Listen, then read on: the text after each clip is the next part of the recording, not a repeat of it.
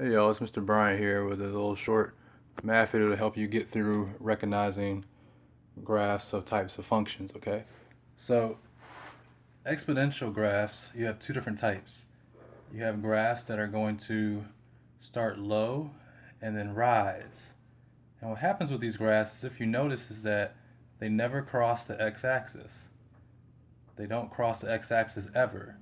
So the graph will look like the equation will look like 2 to the x, it can be y equals 4 to the x.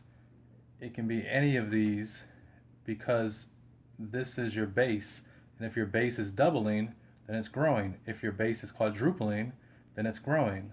So it starts off low, never crosses the x-axis, and goes up forever and slightly to the right. Another way to write it is f of x is equal to a base that's higher than 1 raised to the x, or f of x is equal to 3 raised to the x.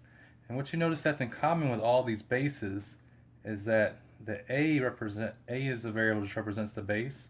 That's always greater than 1. Okay? The other type of graph that you can have would be one that starts off high and then falls. But again, it never crosses the x-axis. That's the deal with exponential graphs. They never cross the x-axis. So this graph, let me make a little line right here so you can see better. This graph over here, they always have a base that's between 0 and 1. So like y equals 1/2 to the x, or f of x is equal to 1/3 to the x, or f of x is equal to, you can even have 2/5 to the x. Any of these are still exponential graphs, but the a is in between 0 and 1. Again, the a, and you write that a little bigger, between 0 and 1. So that's exponential graphs. And so again, you can pause this and look back at the video. But again, the difference is exponentials, they start off low and then they rise if they're an exponential growth. If it's an exponential decay, they start off high and fall down, but they never cross the x-axis on either graph. Okay, so now the other thing we have to talk about is logarithmic graphs. These graphs are a little bit different because they do cross the x-axis. But one similarity with exponential graphs is that you do have growth and decay. It's just that the growth starts off underneath the x-axis and rises. The decay starts off high and then goes below the x-axis. But notice that these two graphs, they don't cross the y-axis. These two graphs don't cross the y-axis. So again, that's beneficial so you can know the main difference between exponentials and logs.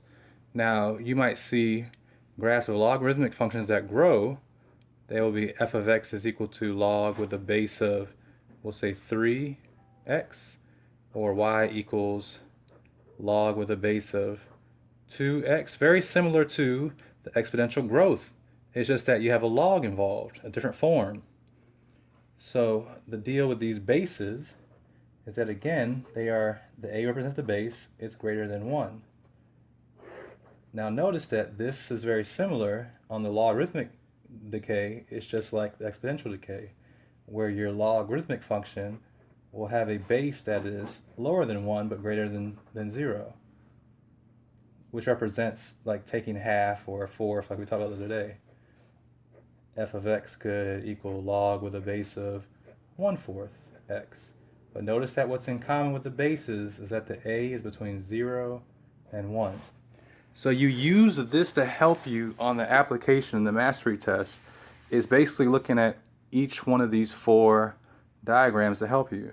As long as you look at what the base is on the exponential and look at what the base is on this exponential, it lets you know if it's growing or decaying. And remember, the exponential graphs don't cross the x-axis.